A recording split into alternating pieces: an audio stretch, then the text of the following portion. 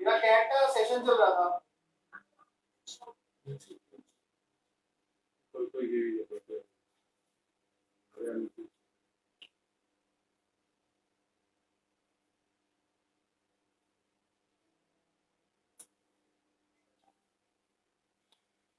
Okay, चालू करें all of you.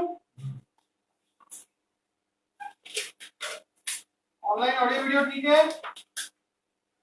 Yes, sir. Okay and font में कौन सा पेज नंबर है चैप्टर का?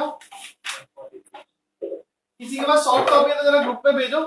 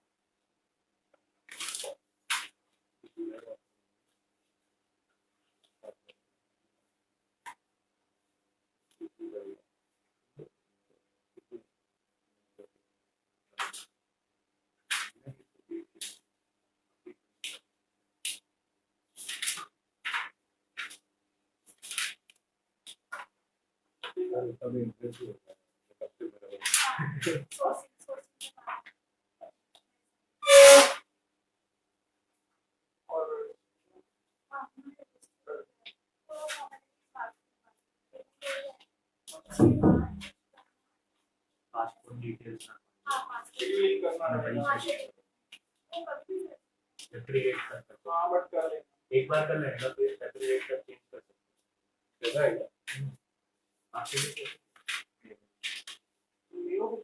सर मैं व्यस्त है मेरे लिए। मैंने अभी किया नहीं है, सबमिट नहीं किया, पर मैं यही कर ही दूंगा सर, कर ही दूंगा सर। सर मैं बहुत व्यस्त है, जुलाई में तो रिटर्न की सीजन होती है सर। तो व्यस्त है तो कर दो, और स्टेप को नहीं करना है।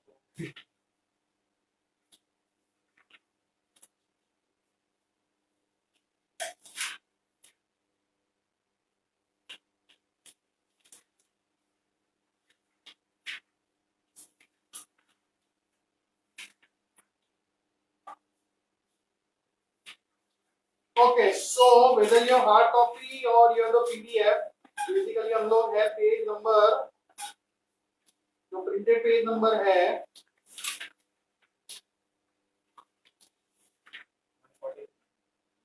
143, ठीक है।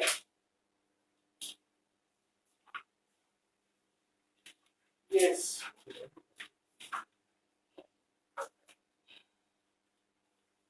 पेज 143। देखो जो LOS 9A और 9B है, राइट, उसमें हमको probability distribution, discrete random variable, continuous random variable और प्रोबेबिलिटी फंक्शन, ये सारी चीजें डिफाइन करी है, राइट, ये सारी चीजें बताई है। तो वो आप लोग पढ़ सकते हो, मैं मेरी तरह से आपको समझा देता हूँ, ठीक है।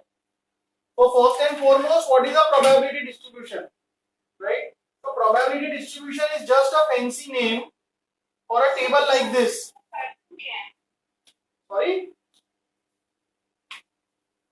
सर ये चैप्टर हम लोग पढ़ चुके हैं ऑलरेडी। हाँ कुछ लोग कर चुके हैं, जो लोग कर चुके हैं उनको सेशन करने की जरूरत नहीं है, सौम्या। हाँ तो x है और px है, ठीक है। x को क्या बोलते हैं? Random variable, right. x को क्या बोलते हैं? Random variable. अच्छा कुछ भी हो सकता है रैंडम वेरिएबल। सपोज अहमदाबाद का कल टेम्परेचर क्या होगा, right 10 degree Celsius 15 degree Celsius 20 degree Celsius 25 degree Celsius suppose average temperature कल क्या होगा, वो एक रैंडम वेरिएबल है एक्स। और उसके बाजू में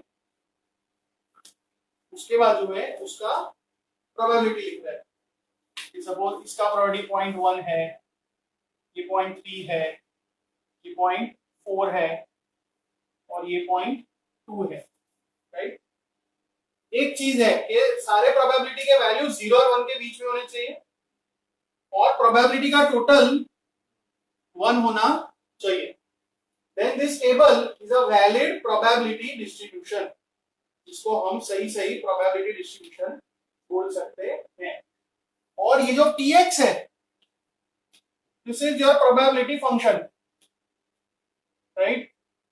जो px है वो आपका प्रोबेबिलिटी फंक्शन है, मतलब फंक्शन हो भी या ना भी हो, फंक्शन मतलब फॉर्मूला। यहां तो मैंने ऐसे ही जजमेंट से लिख दिया, इट इज वैलिड। बट कई बार ये जो नंबर्स है 0.1 0.3 0.4 एक्सेट्रा वो कुछ फॉर्मूला से आएंगे, मैथमेटिकल फॉर्मूला से आएंगे, तो उसको बोलते हैं प्रोबेबिलिटी फंक्शन या प्रोबेबिलिटी डिस्ट्रीब्यूशन, ठीक है। और दूसरी एक चीज है कि जनरली कैपिटल एफ लिखते हैं कि अगर टोटल करें आप क्यूमुलेटिव प्रोबेबिलिटी तो ये 0.1 ये 0.4 ये 0.8 और 1, ठीक है। तो this is fx is called cumulative probability function, इसको क्या बोलते हैं, क्यूमुलेटिव प्रोबेबिलिटी फंक्शन, ठीक है। सपोज आपसे कोई बोलेगे p x is equal to 20 degree, तो आंसर क्या आएगा 0.4, तो आंसर क्या आएगा 0.4। और अगर कोई आपको बोलेगे f capital F x is equal to 20, तो अगर कैपिटल F बोला है तो फिर क्यूमुलेटिव ले लो, तो 0.8, ठीक है। तो these are the basic terminologies of probability distribution, ठीक है। फिर दूसरी चीज क्या है कि ये जो रैंडम वेरिएबल है ना, जो रैंडम वेरिएबल है x, वो दो टाइप के होते हैं, एक होता है डिस्क्रीट और एक होता है कंटिन्यूअस। एक होता है डिस्क्रीट और एक होता है कंटिन्यूअस। तो जो टोटल वैल्यूज पॉसिबल है ना x के जो टोटल वैल्यूज पॉसिबल है वो अगर काउंटेबल है तो उसको क्या बोलते हैं discrete, that variable is a discrete variable. Suppose मैं आपको बोलूं कि आज के सेशन में कितने स्टूडेंट्स आएंगे, आज के सेशन में कितने स्टूडेंट्स अटेंड करेंगे, तो मिनिमम 0 कि कुछ हुआ सेशन हुआ नहीं, कोई नहीं आया, और मैक्सिमम सपोज 20, वो 0 से लेके 20 और बीच में वैल्यूज क्या आ सकती है 1 2 3 4 5 ऐसा ही आ सकता है। तो टोटल पॉसिबल वैल्यूज कितनी हुई 21, 0 मिला के 20 तक, मतलब 21 पॉसिबल वैल्यूज ही हुई। तो ऐसे रैंडम वेरिएबल को क्या बोलेंगे डिस्क्रीट रैंडम वेरिएबल। लेकिन मैं ऐसा बोलूं कि आज का लेक्चर कितना टाइम चलेगा, तो वेरिएबल नाउ इज टाइम, तो सपोज सेशन हुआ ही नहीं तो 0 मिनट्स, और सपोज मैक्सिमम 120 मिनट में पढ़ा सकता हूं 2 घंटे, तो मिनिमम 0 मैक्सिमम 120। लेकिन 0 से 120 के बीच में कितने वैल्यूज आएंगे उसका कोई ठिकाना नहीं है, क्योंकि 19 मिनट के बाद 20 मिनट आए जरूरी नहीं है, 19:30 में भी बंद हो सकता है, ठीक है। तो between 0 and 120 there can be infinite values. तो ऐसा जो वेरिएबल है उसको बोलते हैं कंटीन्यूअस वेरिएबल, उसको क्या बोलते हैं कंटीन्यूअस रैंडम वेरिएबल, ठीक है। अगर आपका डिस्क्रीट है तो सिंगल वैल्यू का प्रोबेबिलिटी फाइंड कर सकते हो। से फॉर एग्जांपल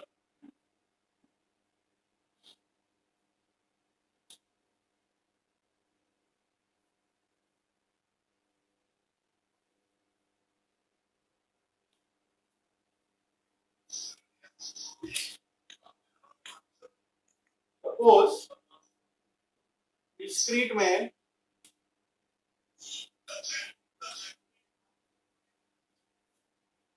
डिस्क्रीट में ऐसा हो गया probability x is equal to 18 students, तो उसका कुछ वैल्यू आ सकता है, फाइंड कर सकता है, राइट। बट कंटिन्यूअस में probability that the session will last for 100 minutes, ये नहीं कर सकते आप। ये एक मैथमेटिकल प्रॉपर्टी है कि कंटिन्यूअस में सिंगल वैल्यू की प्रोबेबिलिटी नहीं कर सकते, करोगे तो जीरो आएगा, which is some kind of an error basically.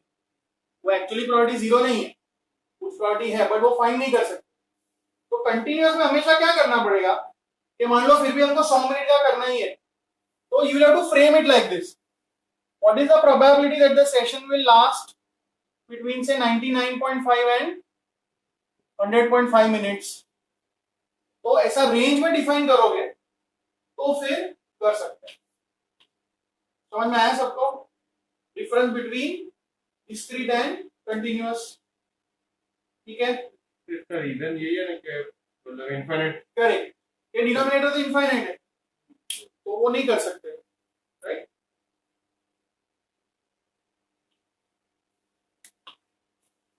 Online all of you? Yes sir. ठीक है, फिर तो यहां तक जो हमने किया, वो पेज नंबर 143, 144, 145, ये सब आप पढ़ सकते हो। यहाँ तक के कॉन्सेप्ट हमने किए। आप लोग एग्जाम्पल देखो, पेज 144 पे एक छोटा सा एग्जाम्पल है वो देखो, पेज 144 पे एक छोटा सा एग्जाम्पल है वो देखो आप। Consider the following function x is equal to 1 2 3 4 और px है x by 10। Determine whether this function satisfies the condition for a probability function। तो हर एक प्रोबेबिलिटी क्या आएगा, 1 by 10, 2 by 10, 3 by 10, 4 by 10। तो हर एक वैल्यू 0 और 1 के बीच में है और आप टोटल करोगे सारी प्रोबेबिलिटीज का तो 1 आ रहा है, right. So it's a valid probability function.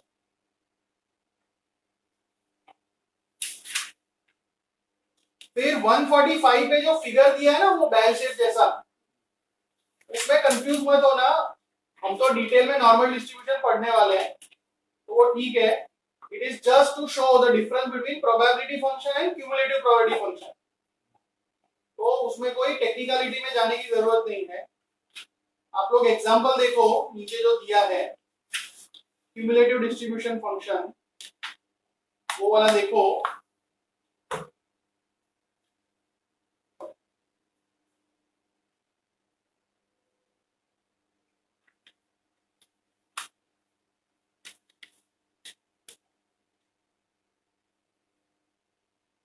क्या बोला है, return on equity for a firm is defined as a continuous distribution over the range of -20 to +30 and has a cumulative distribution function fx is equal to x plus 20 by 50। तो cumulative probability का ऐसा formula दिया है, x plus 20 divided by 50। Calculate the probability that ROE will be between 0 and 15, right? The probability that ROE is between 0 and 15। ठीक है, तो हमको क्या करना पड़ेगा कि 0 और 15 है ना, वो दोनों वैल्यूज ले लो, राइट। इस फॉर्मूला में पहले F15 फाइंड करो, 15 plus 20 by 50 तो 0.7 आएगा, और F0 फाइंड करो, 0 plus 20 by 50 मतलब 0.4 आएगा, और आपको इनका बीच का मतलब डिफरेंस चाहिए तो 0.7 minus 0.4, राइट। जो 0 to 15 है वो 0.7 minus 0.4, correct all of you.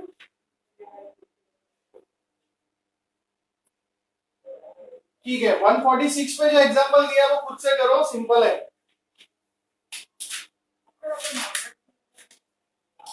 Cumulative है ना, रिलेटिव के और आनी जे रेंज होती है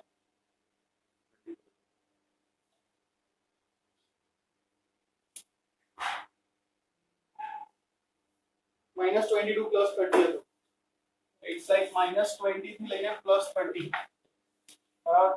આપણને શું પૂછ્યું છે 0 થી 15, તો આ જે 0.7 રાઈટ, એ શું આવ્યું અહીંયાથી લઈને અહીંયા સુધી, આ 0.4 શું આવ્યું અહીંયાથી લઈને અહીંયા।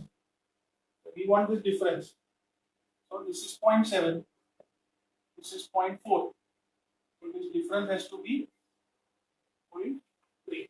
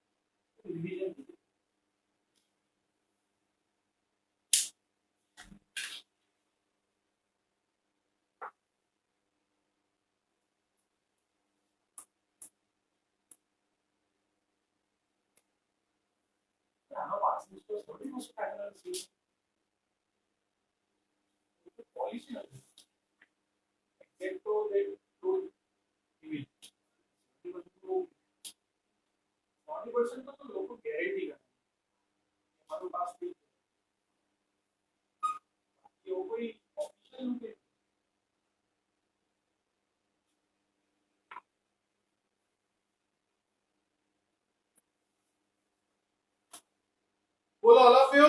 Yes, sir. 146 वाला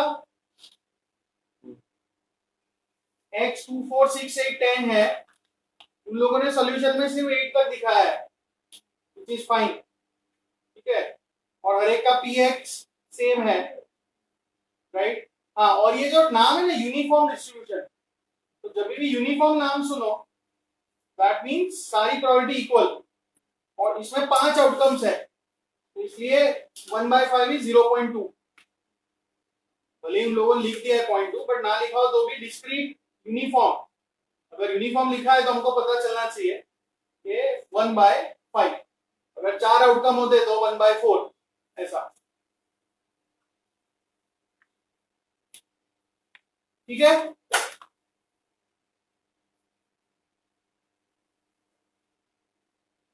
online all of you. Sir yes, sir આનું એફએક્સ આ લોકોએ કેવી રીતે કાઢ્યું સમજ તો પડી આનું fx ये तो टोटल જ કરવાનું છે ને, पहले 0.20 फिर और 0.20 ऐड हुआ, फिर और ऐड हुआ, હા ઓકે ઓકે वो तो क्यूमुलेटिव टोटल ही है। ઓકે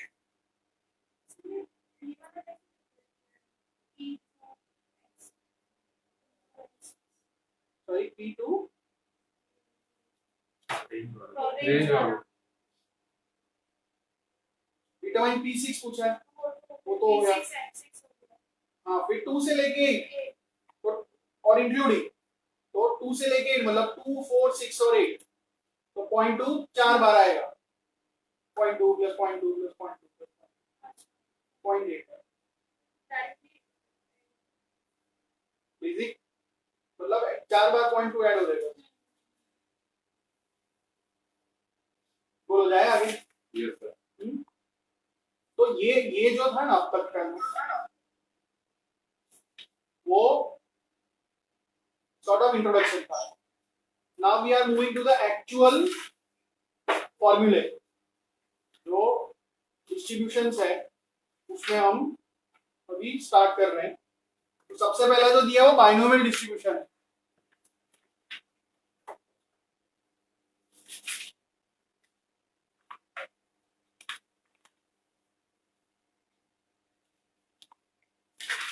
सबसे पहले वाला जो है वो बाइनोमियल डिस्ट्रीब्यूशन है।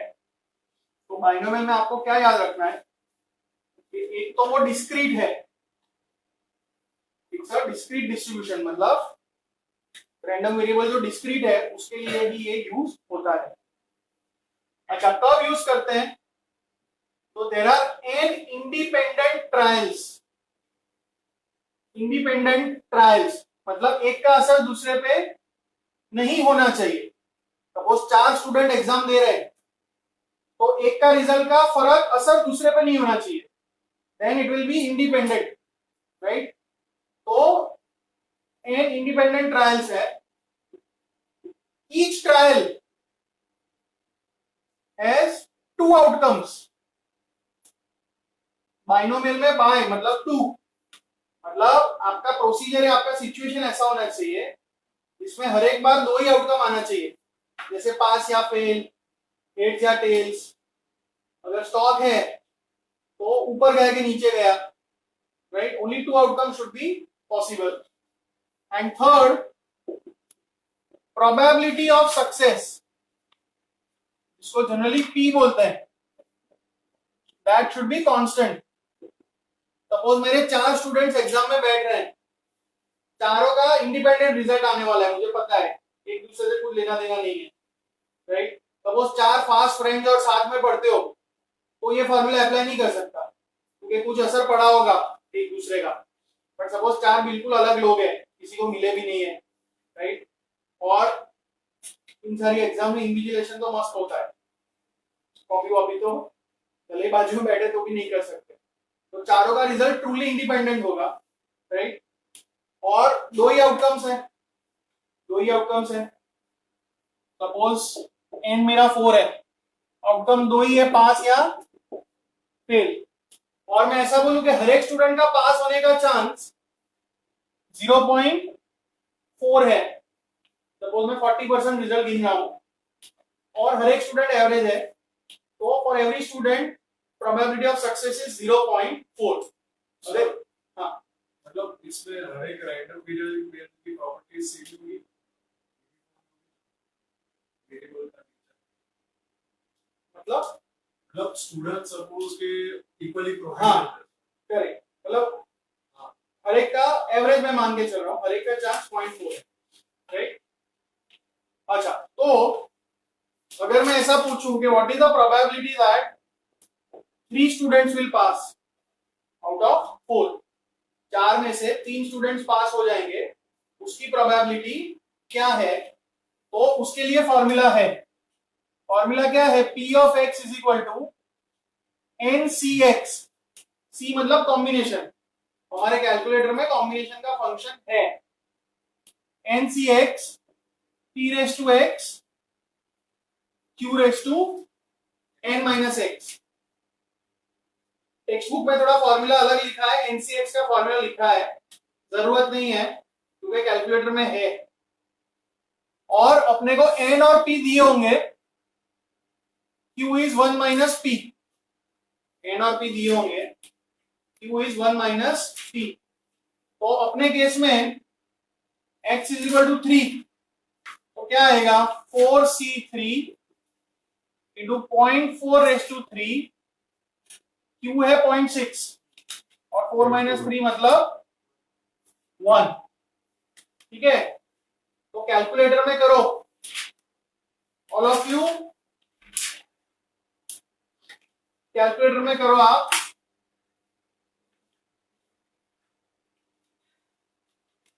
फोर सी थ्री कैसे करोगे? एनसीआर का की किसके ऊपर है? प्लस के ऊपर है, राइट। तो 4 फिर सेकंड फंक्शन प्लस फिर 3, ठीक है। 4 सेकंड फंक्शन प्लस फिर 3 into 0.4 y raise to x 3 into 0.6 y raise to x 1, सब कुछ एक साथ करो और इज इक्वल टू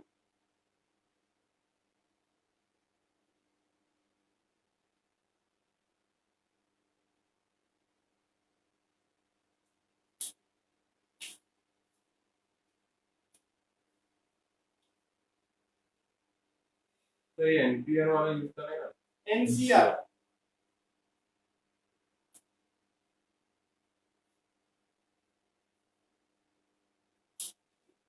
क्या आ रहा है आंसर?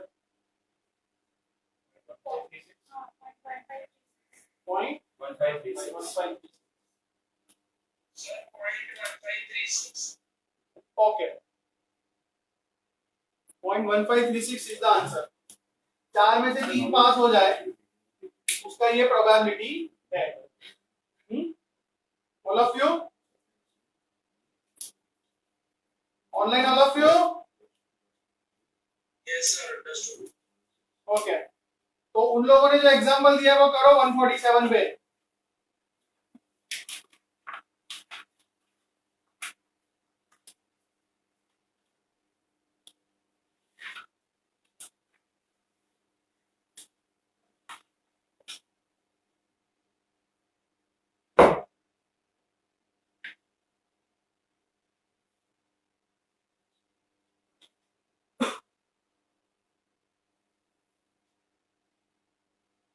वन 147 पे जो दिया है वो करो आप.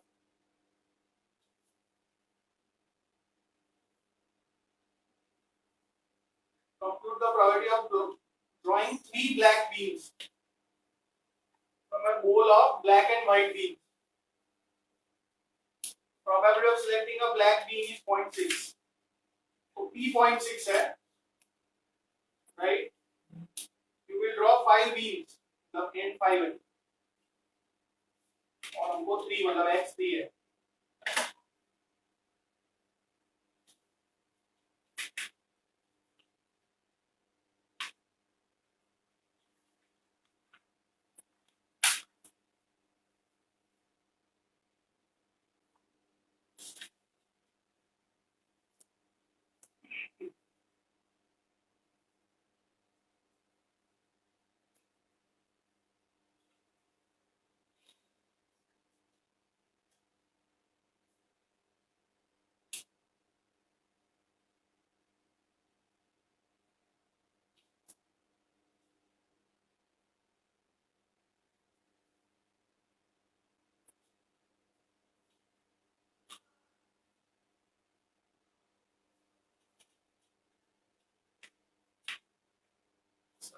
Yes.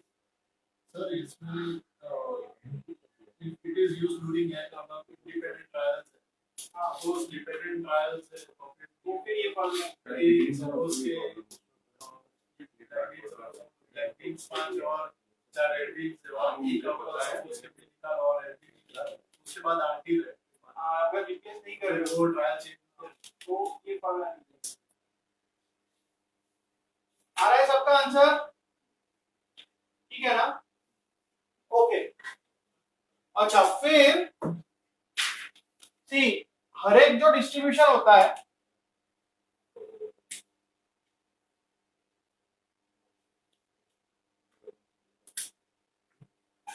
हर एक डिस्ट्रीब्यूशन का एक्सपेक्टेड वैल्यू होता है which is like average, right? और उस पर कितना भरोसा कर सकते हैं उसके लिए वेरिएंस होता है सिग्मा स्क्वायर. ठीक है, ये फ्लक्चुएशन दिखाता है. तो बाइनोमियल डिस्ट्रीब्यूशन में एवरेज जो है वो n इंटू पी है और वेरिएंस जो है वो n into P into Q है. और स्टैंडर्ड डेविएशन ढूंढना है तो इसका स्क्वायर रूट. ये आपको याद रखना है, this you have to remember. ठीक है, एवरेज इज एनपी. सपोज मैंने जो एग्जांपल दिया था कि मेरे 4 स्टूडेंट बैठे थे, राइट? और p कितना था 0.4. तो expected value n into P मतलब 4 इंटू 0.4 1.6. 1.6 का इंटरप्रिटेशन क्या होगा कि हर बार 4 स्टूडेंट बैठते रहे हर 6 महीने में. ऑब्वियसली कभी 1 पास होंगे, कभी 2 पास होंगे, कभी 4 पास होंगे, लेकिन ऐसा बहुत बार करे तो एवरेज क्या निकलेगा 1.6. ठीक है, एवरेज आपका 1.6 निकलेगा. तो उसके एग्जांपल दिए, देख लो नेक्स्ट पेज पे.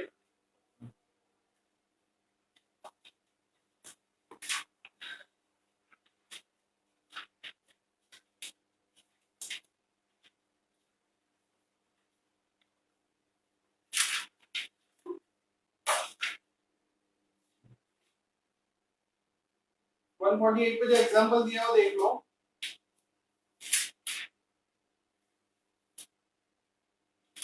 अभी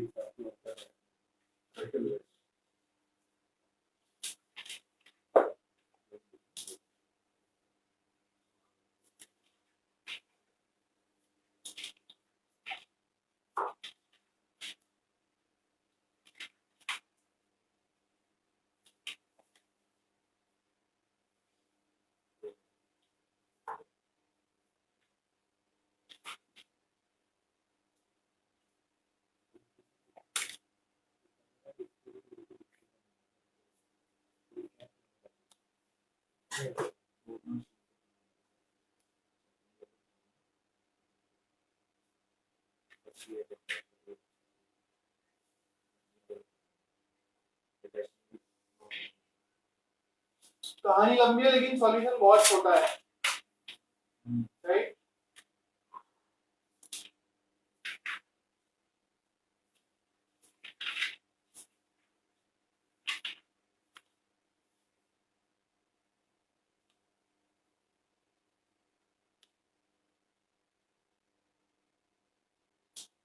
बोलो जाए आगे। इसमें तो कुछ है नहीं। ऑनलाइन वाला फ्यू N5 और 3.67 है तो एक्सपेक्टेड वैल्यू 3.35। फिर जो नेक्स्ट लिखा है बाइनोमियल ट्री, तो अगेन उसमें फिगर 9.2 जो दिया है उसका खास कोई मतलब नहीं है। We will just look at the example. Figure 9.3 देखो।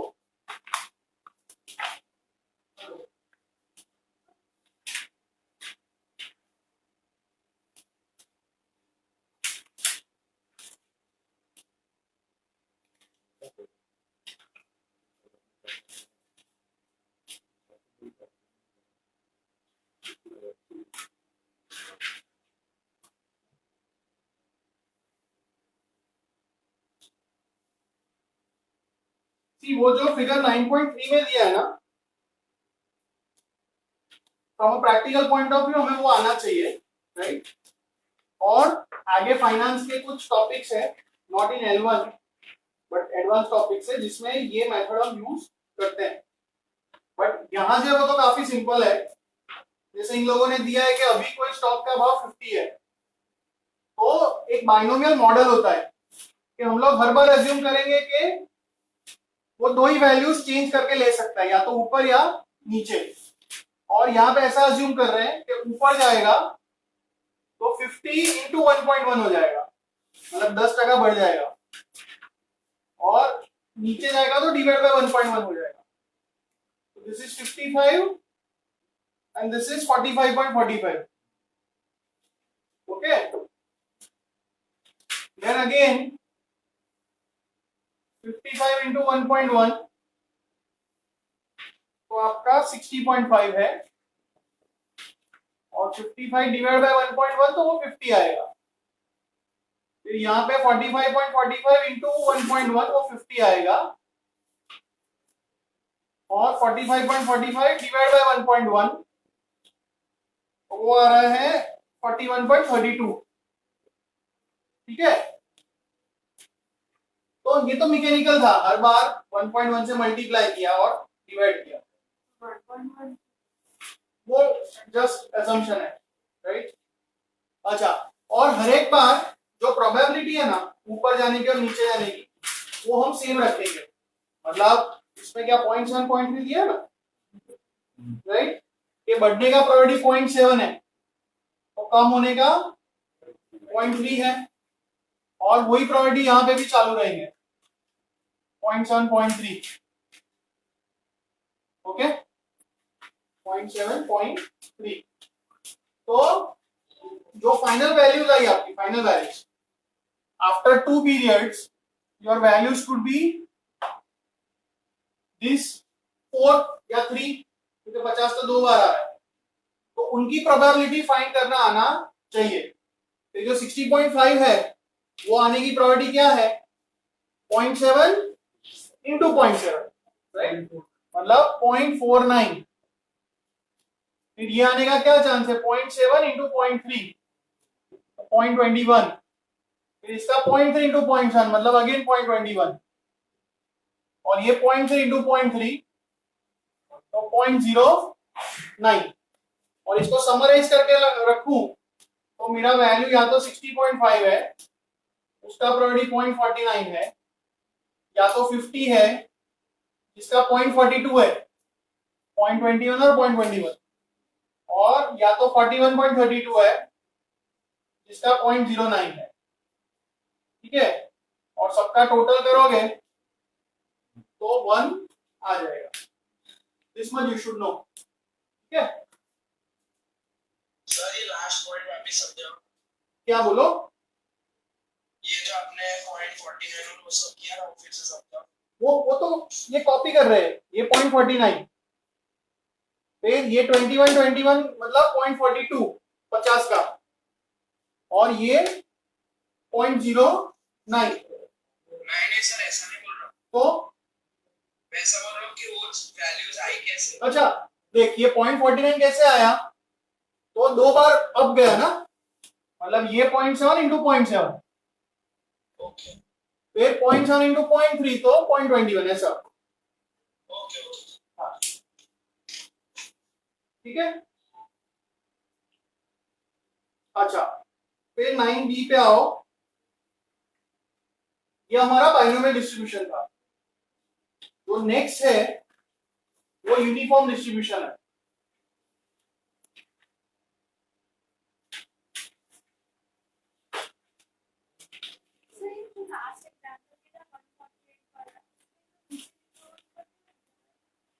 क्या चीज?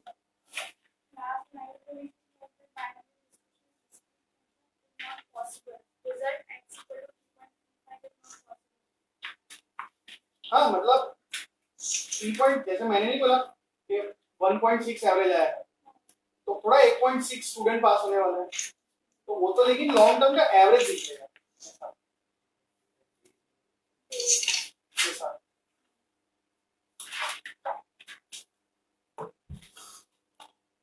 Okay, uniform distribution. Binomial normal होता है 100 उसका? सॉरी नहीं नहीं, जरूरी नहीं, अलग अलग शेप, सिर्फ कुछ ही केसेस में करीब होगा उसके, बट हर बार नहीं। ओके, यूनिफॉर्म डिस्ट्रीब्यूशन तो याद रखो, इट्स अ कंटिन्यूअस डिस्ट्रीब्यूशन, तो सिंगल वैल्यू की तो प्रोबेबिलिटी फाइंड कर ही नहीं सकते, राइट। अब जैसे आपका बाइनोमियल था तो 2 चीजें थी, एन और पी, 2 चीज से डिफरेंस होता है ना, एन और पी। इसमें 2 चीजें क्या होगी, ए एंड बी। ए मतलब मिनिमम वैल्यू, बी मतलब मैक्सिमम वैल्यू। ठीक है, और जो प्रोबेबिलिटी का फॉर्मूला है वो ऐसा है कि आपको जो रेंज पूछी होगी उसका डिफरेंस ऊपर ले लो और ओवरऑल डिफरेंस नीचे ले लो। से फॉर एग्जांपल मैं बोलूं कि मेरे यहाँ स्टूडेंट्स की एज है, वो यूनिफॉर्म डिस्ट्रीब्यूशन है, जिसमें ए 16 है और बी 60 है। ठीक है, lowest is 16, highest is 60, and I ask you what is the probability that a student's age will be between 20 and 25। ठीक है, और इसमें ऐसा लिखो कि ऐसा लिखो, कोई फर्क पड़ता नहीं है प्रैक्टिकली हमारे लिए, तो उसमें कभी भी कंफ्यूज मत होना। ठीक है, 20 से 25 के बीच पूछा है तो इन दोनों का डिफरेंस ले लो और नीचे ओवरऑल डिफरेंस ले लो।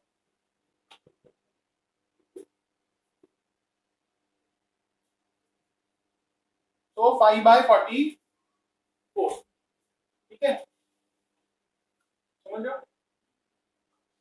अगर आपको ऐसा पूछे कि probability that somebody is less than 20 years old, तो फिर थोड़ा लॉजिक दौड़ाने का कि 20 से कम मतलब कहां तक जाएगा, 16 तक जाएगा, मतलब लेस देन 20 मतलब 16 से 20 पूछ रहे हैं, तो 20 माइनस 16 अपॉन 60 माइनस 16 फिर जो आए वो, राइट। सिमिलरली अपने को बोले p ग्रेटर देन 45, तो 45 से ज्यादा मतलब 60 तक जाएगा, तो 60 माइनस 45 और 60 माइनस 16, ठीक है।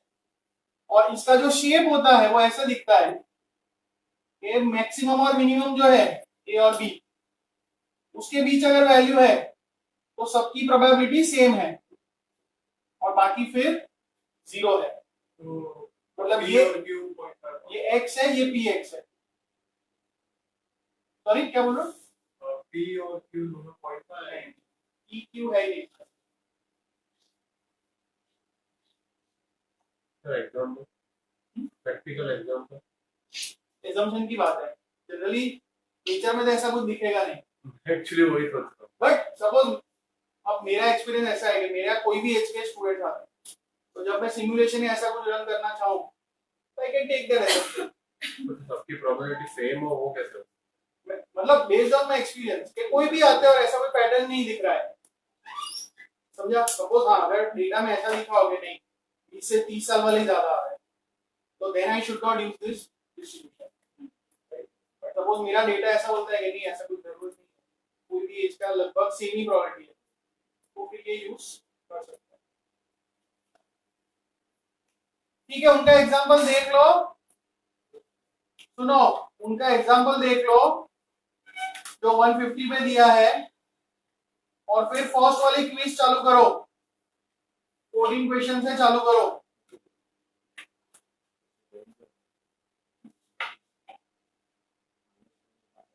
10 मिनट्स में खत्म करो, फिर अपने करते हैं।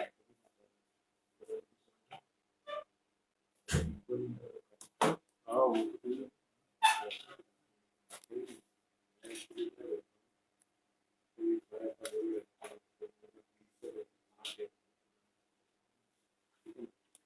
फॉर एग्जांपल करता हूँ 100 स्टूडेंट और क्या बोल रहे हैं कि एवरी एज का स्टूडेंट हमारे 21 का भी 22 का भी 23 का भी उसकी प्रोबेबिलिटी सेम है, मतलब तो 1 डिवाइड बाय 100 हो ऐसा बोल। तो मैं वो बोल रहा हूँ कि ये पॉसिबल नहीं है, यूनिफॉर्म डिस्ट्रीब्यूशन जो बोल रहा हूँ only 100 वो किसको नहीं नहीं इसलिए पहले मैं ऐसा नहीं करता हाँ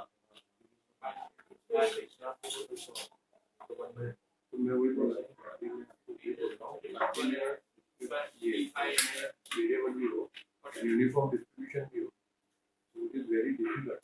एग्जांपल कोई भी मेरी बात समझो, फॉर एग्जांपल 29.50 मतलब 29 या 6 मंथ का भी बंदा है, की प्रोबेबिलिटी 30.5 उसके सेम हो के साथ एक्चुअली वो थोड़ा प्रैक्टिकल एग्जांपल। एक तो कंटिन्यू होता है, ठीक है ना, कंटिन्यूस में एक का तो हाँ मैं वही बोल रहा हूँ, मैं आपको वही बोल रहा हूँ, चलो मैं आपको वो बोल रहा हूँ, चलो मैं ऐसा बोल रहा हूँ कि चलो 29 to 50 को ठीक है, और फॉर एन एग्जांपल 30.5 to 40.5 ये दोनों सेम कैसे होगा?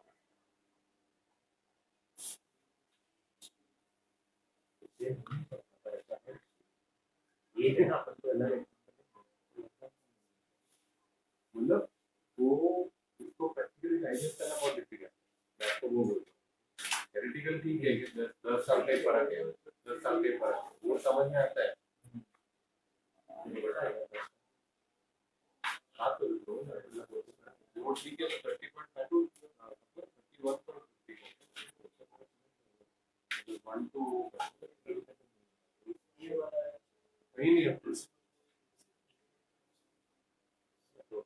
इसमें क्या होगा कि कोई भी ये जो है देखिए ना गूगल तो ठीक है, गूगल अब बाद में करते हैं, कोई भी वेरिएबल आने की प्रोबेबिलिटी सेम है, बिल्कुल तो कंटीन्यूअस में एक वेरिएबल की प्रोबेबिलिटी कोई रेंज की बात है, रेंज का डिफरेंस है उनकी प्रोबेबिलिटी ये समझाओ ये तो इधर है 25 तो 5 आता है 30 से भी 5 ही आता है, वो तो मैं समझ गया।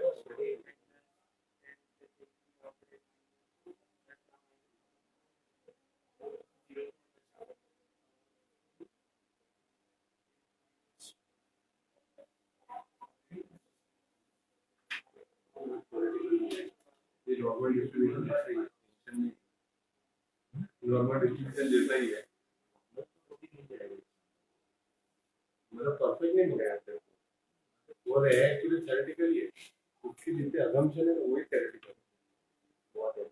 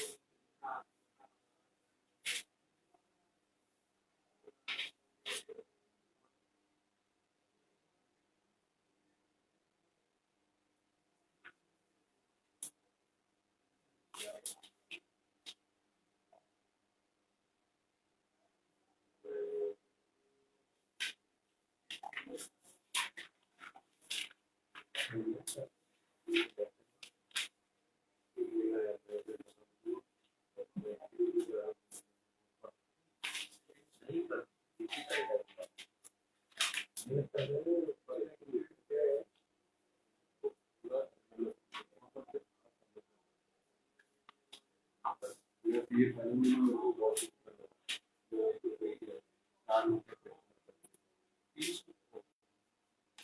बहुत बड़ा चीज है, सब इजी है फट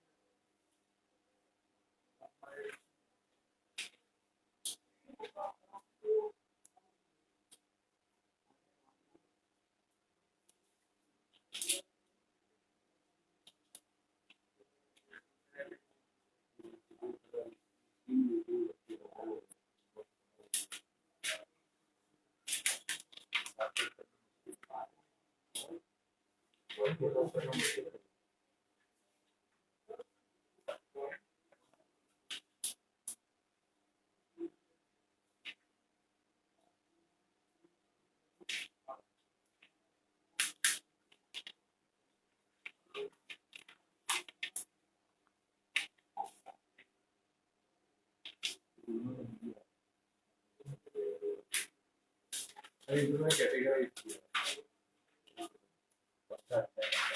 हाँ, तो ये खाली मैं सेकंड टाइम करूँगा ना तो मेरे को नहीं करना है, फर्स्ट नहीं करना है, मैं अभी कर रहा हूँ। ये वहाँ पर हर एक चैप्टर में 89 से एमसीक्यूज होते थे, चैप्टर जितने नहीं थे 76 थे, पर टोटल अभी हम 15 से जितने एमसीक्यूज करने वाले हैं, तो रीडिंग तो 70 है ना, 70 रीडिंग है, तो ये कुछ भी तो क्या तुमने ऐसा कुछ वो समझता है क्या समझ है दूसरे में तो बुक सी में अपने 30 जगह पे चल रहा है 38, उसके बाद गिन ले 30 50 जितना तो बुक 3 में हाँ तो होता है तो फिर उसकी रीडिंग तो कम है,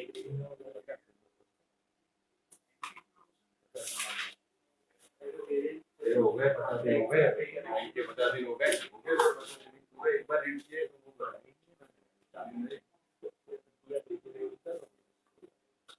वो रीडिंग में सर 1 घंटा रहता है, 1 घंटा करना है तो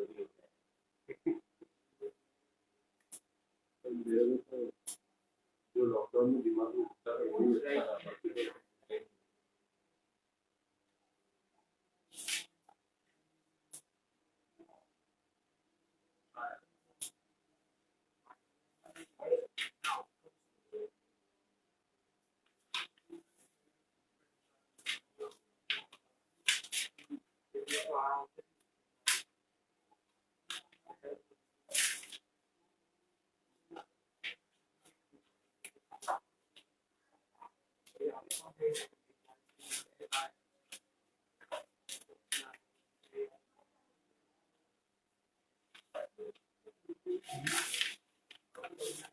ई कैटेगरी में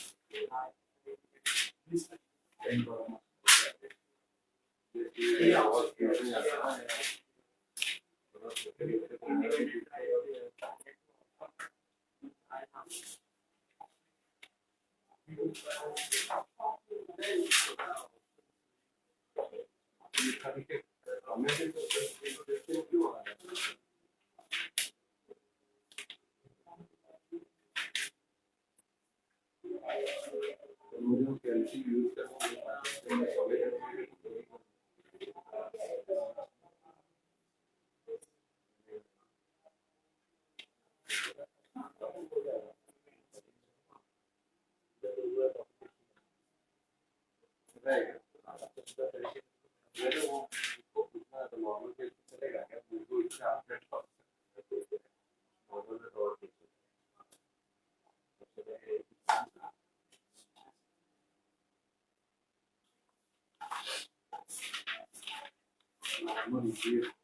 हम लोग ये नॉर्मली इक्वेशन सॉल्व किए हुए हैं ये जो फॉर्मूला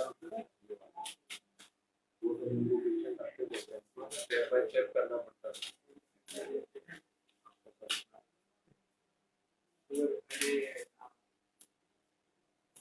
पहले एक्चुअली पीजी में ऐसे ही होता है सारे भी कहते हैं ऑफिस में अभी ये कैसे यूज करते हैं तो हाथ बैठता है आधा घंटे के बाद नहीं बोला कि नहीं मेरा काम बहुत स्लो हो रहा है छोड़ दिया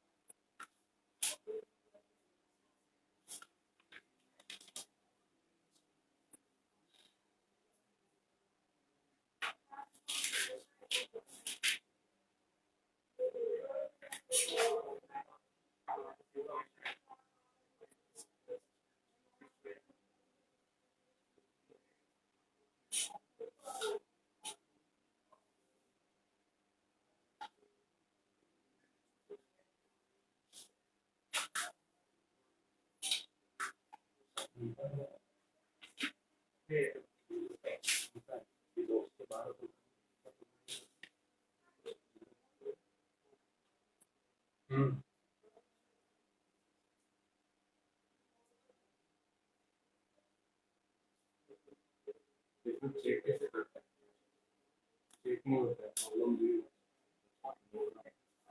वो नॉर्मल हेल्थ में होता है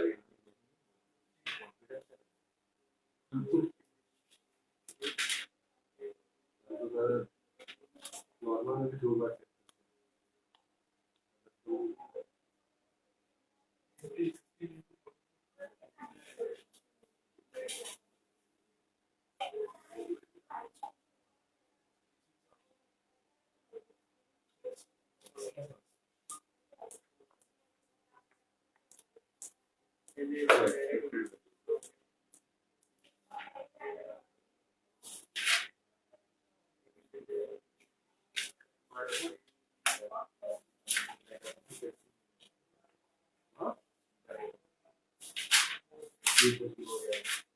हाँ पर इसमें एम प्लस नहीं है ना, एम प्लस क्या है, मतलब फिर ऐसा होता है कि मल्टीप्लाई करके प्लस करूँगा तो हो जाएगा, ये पॉइंट हाँ वो ठीक है, ये पॉइंट 30 प्लस पॉइंट 70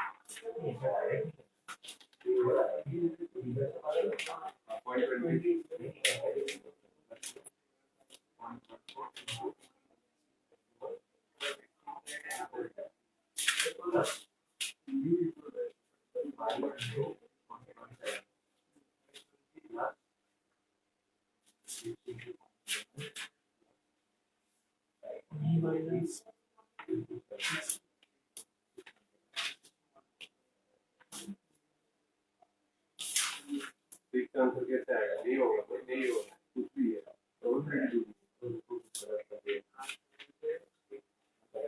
मैंने भी गलत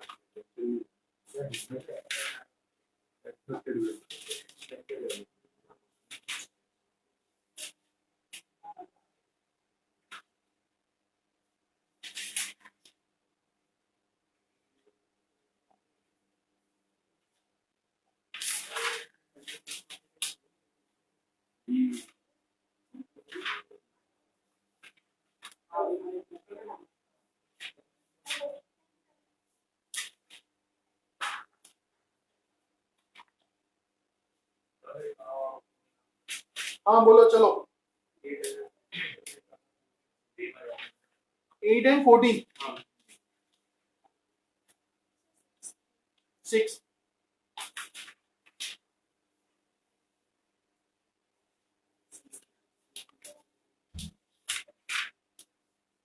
देखो 6 में क्या बोला है, probability that x is greater than 3, मतलब 4 5 6 7 ले लो और टोटल कर दो, 0.43 आएगा, है ना। ठीक है 8 हाँ expected value of random variable, correct. तो एक्सपेक्टेड वैल्यू अगर फॉर्मूला, ये बाइनोमियल तो है नहीं, तो कोई रेडीमेड फॉर्मूला नहीं है, बट बेसिक डेफिनेशन होता है एक्सपेक्टेड वैल्यू का। क्या होता है,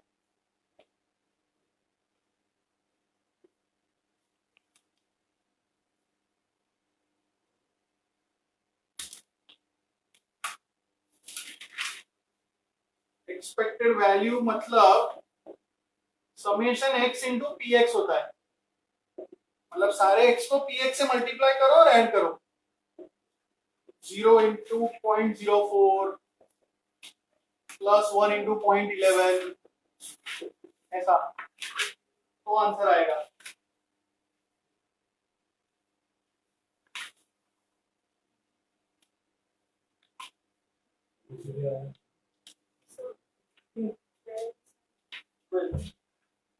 ये आया, किसी का आंसर क्या आ रहा है? हाँ है इसका 3.3 summation of x into kx, मतलब x into kx ब्रैकेट में आएगी ना, 3.35 मतलब हर एक पेयर का मल्टीप्लिकेशन का टोटल 3.35 ना, yes ओके।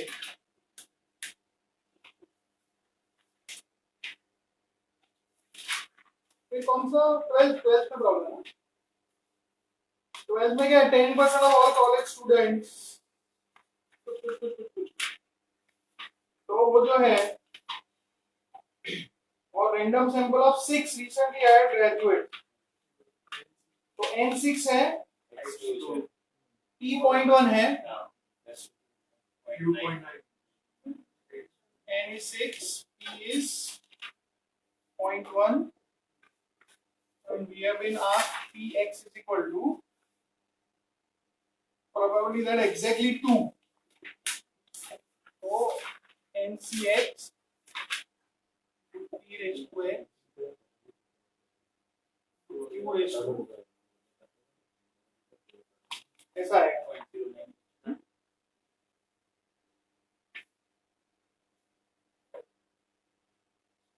ठीक है, और फिर 14 जो है वो इंटरेस्टिंग है, ये यूनिफॉर्म डिस्ट्रीब्यूशन है, A4 है, B10 है। सो फिगर में देखो क्या लगेगा,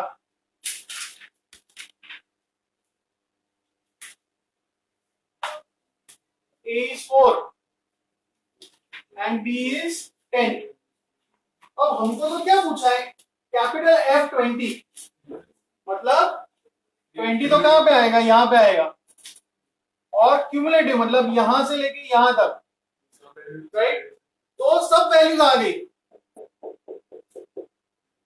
क्यूमुलेटिव 20 तक मतलब 4 से लेके 10 आ ही गया, सब कुछ कवर हो गया। तो ऊपर भी 10 - 4 और नीचे भी 10 - 4, so probability is 1, probability is 1। Sir दो वैल्यूज तो सपोज हम गिन ले 4 और 10 की, और तो बाकी कैसे कैसे क्या क्या क्या मतलब मैं समझा नहीं इसमें कंटिन्यूअस में।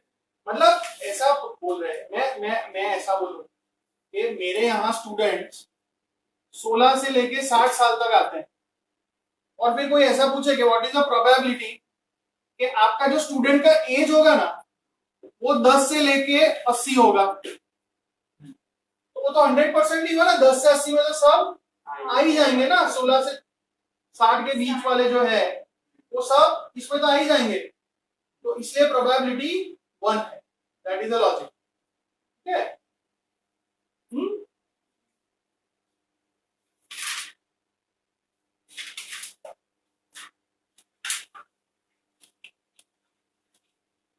ऑल ऑफ यू समझ में आया?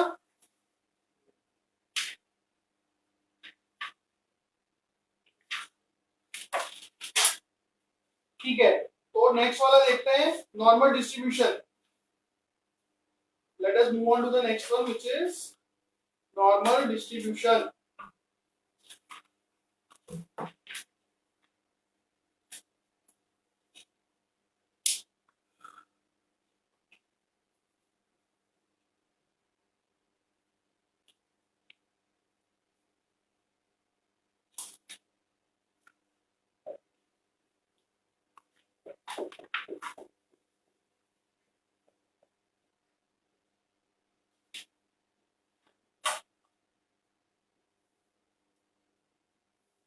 को इनफॉर्मली बेल कर्व भी बुलाते हैं, it is a bell curve. अब जैसे यूनिफॉर्म डिस्ट्रीब्यूशन में ऐसा था, राइट, सब एक समान, सबकी प्रोबेबिलिटी सेम, राइट। तो नॉर्मल डिस्ट्रीब्यूशन में ऐसा नहीं है।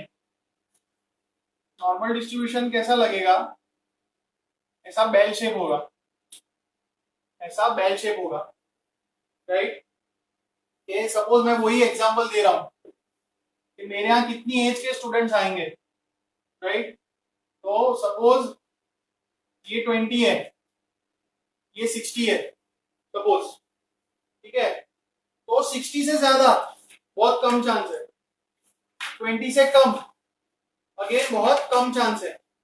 जो मेजोरिटी स्टूडेंट्स है वो इसके आजू बाजू है, सपोज ये 40 है, सपोज ये 40 है, तो मेजोरिटी जो स्टूडेंट्स है वो एवरेज के आजू बाजू है, ठीक है, 30-40 साल, राइट, या 25 से लेके 45 ऐसा कुछ। तो उस टाइप का जो डिस्ट्रीब्यूशन है जिसमें ज्यादा प्रोबेबिलिटी मिडिल में है, सेंटर में है, और जैसे एक्सट्रीम वैल्यूज ले रहे हो, बहुत कम एज या बहुत ज्यादा एज, तो प्रोबेबिलिटी कम हो रही है। तो इस टाइप का जो डिस्ट्रीब्यूशन है that is called normal distribution, right. And हमेशा कोई भी डिस्ट्रीब्यूशन होगा टोटल प्रोबेबिलिटी तो 1 होता है, और ये क्या है, सिमेट्रिकल है। नॉर्मल डिस्ट्रीब्यूशन सिमेट्रिकल होता है, मतलब ये 0.5 और ये भी 0.5।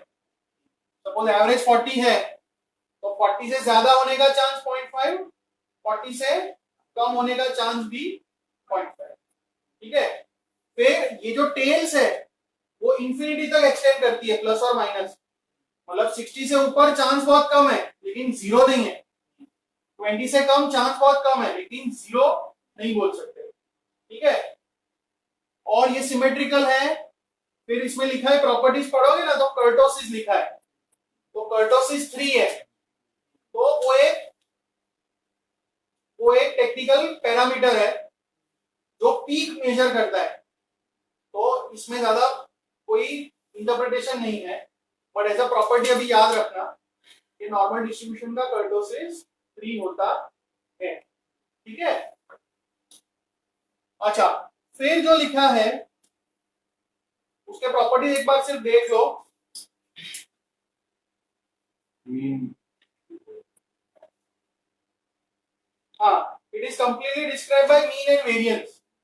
मतलब बाइनोमियल में एन और पी चाहिए था, यूनिफॉर्म में ए और बी चाहिए था, इसमें क्या चाहिए, मीन मतलब एवरेज, और सिग्मा मतलब स्टैंडर्ड डेविएशन, स्टैंडर्ड डेविएशन बोलो या उसका स्क्वायर बोलो वेरिएंस, ये दो चीज चाहिए तो फॉर्मूला काम करेगी, ठीक है।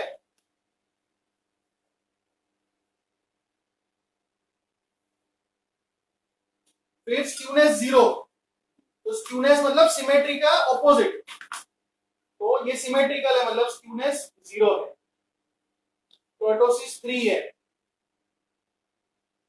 फिर फोर्थ इंपॉर्टेंट है, linear combination of normally distributed random variables is also normally distributed, ठीक है।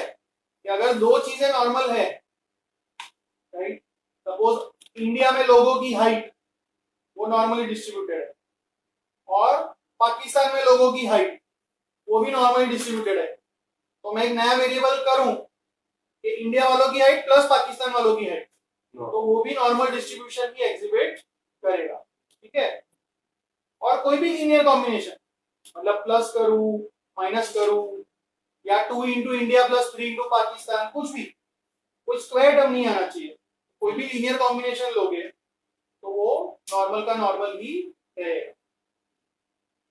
और फिर जो लास्ट है वही है कि टेल एक्सटेंड करते हैं इंफिनिटी तक, लेकिन कभी भी 0 नहीं होती है, ठीक है, ऑल ऑफ यू। फिर उसके बाद जो लिखा है 9J, यूनिवेरिएट एंड मल्टीवेरिएट, तो अगेन वही है कि भाई सिर्फ इंडिया की एज और इंडिया की हाइट तो एक वेरिएबल हुआ, वो यूनिवेरिएट हुआ, लेकिन अगर कंबाइन करें इंडिया प्लस पाकिस्तान तो वो मल्टीवेरिएट हुआ, दो है तो bivariate, but normally it is called multivariate, ठीक है। और जब मल्टीवेरिएट डिस्ट्रीब्यूशन आता है मतलब एक से ज्यादा है, right, suppose x follows normal distribution, average is 10, standard deviation is 20, y follows normal distribution, average is 20, standard deviation is 50, suppose ये दो नॉर्मल डिस्ट्रीब्यूशन फॉलो करते हैं, तो इनका जो सपोज लीनियर कॉम्बिनेशन है, मान लो 2x प्लस 3y, इनका जो लीनियर कॉम्बिनेशन है 2x प्लस 3y, वो भी नॉर्मल डिस्ट्रीब्यूशन फॉलो करेगा, राइट, और उसका भी एवरेज होगा, स्टैंडर्ड डेविएशन होगा, लेकिन एवरेज और स्टैंडर्ड डेविएशन, ये एवरेज तो निकल जाएगा, एवरेज तो निकल जाएगा, ऐसे ही निकाल दो, 2x प्लस 3y है ना, तो 2 इंटू 10 20 प्लस 3 इंटू 20 60, मतलब क्या आया 80, वो क्या आएगा 80, राइट। लेकिन इसका अगर स्टैंडर्ड डेविएशन चाहिए ना, ये वाला चाहिए, तो 20 की जरूरत पड़ेगी, 50 की जरूरत पड़ेगी, मतलब सिग्मा x चाहिएगा, सिग्मा y चाहिएगा, मतलब x का स्टैंडर्ड डेविएशन चाहिए, y का स्टैंडर्ड डेविएशन चाहिए, प्लस और एक चीज चाहिए विच इज कॉल्ड कोरिलेशन, वरना कॉम्बिनेशन का नहीं निकाल सकते। तो इसीलिए फाइनेंस में, रिस्क में, पोर्टफोलियो में कोरिलेशन का बड़ा इंपॉर्टेंस है कि अगर दो चीजें कंबाइन कर रहे हो तो वो कॉम्बिनेशन का बिहेवियर कैसा होगा वो बहुत ज्यादा डिपेंड करेगा कोरिलेशन, ठीक है। ये दो एवरेज है तो एवरेज निकल जाएगी, बट दो स्टैंडर्ड डेविएशन से ओवरऑल स्टैंडर्ड डेविएशन नहीं निकलेगा, आपको कोरिलेशन पता होना चाहिए, that is one of the key things, ठीक है।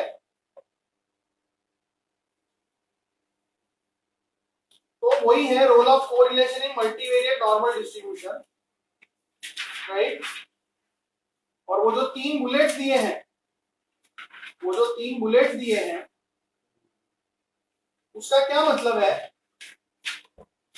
कि अगर जैसे यहां दो थे एक्स और वाई,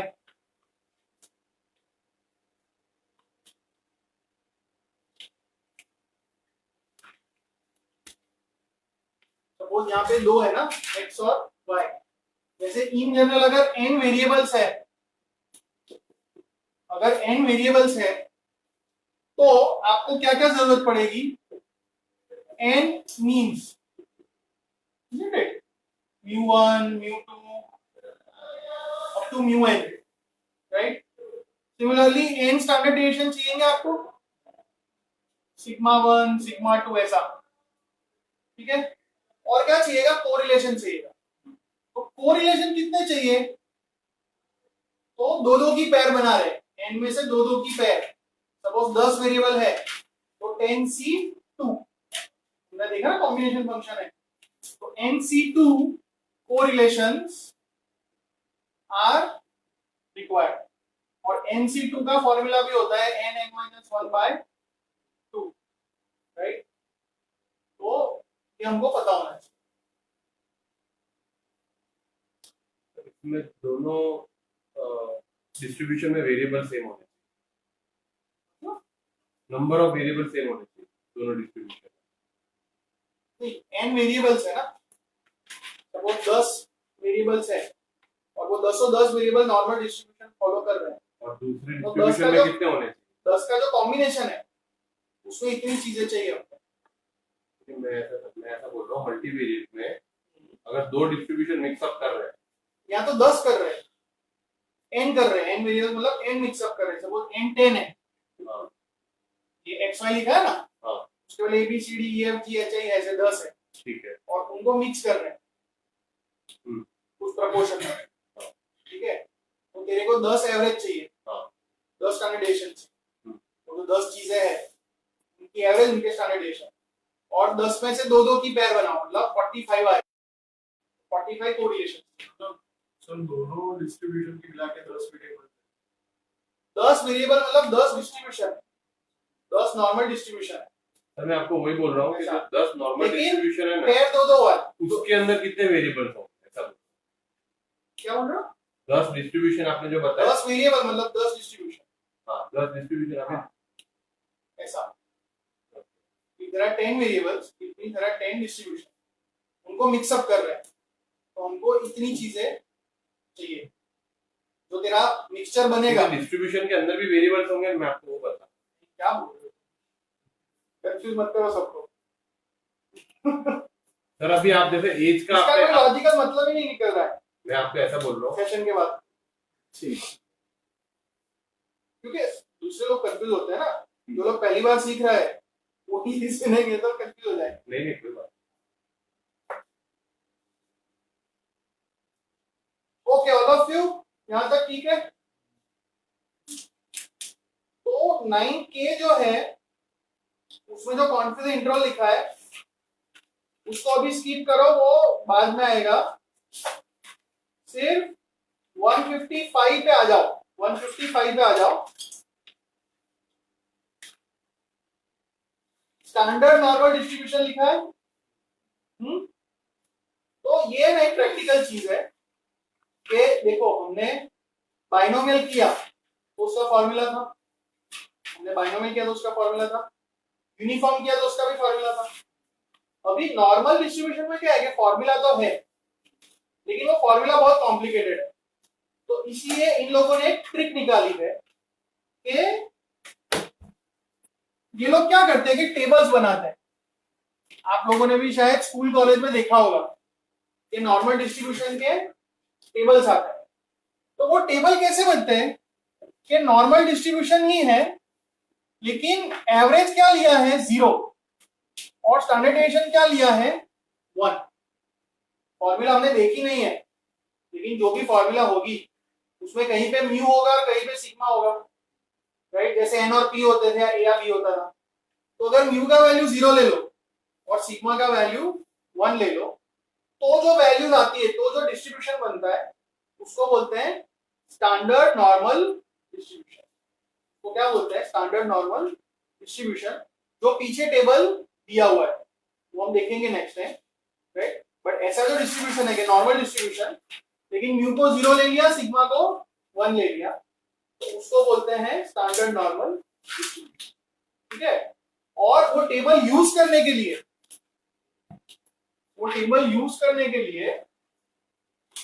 अपने को z वैल्यू निकालना पड़ेगा।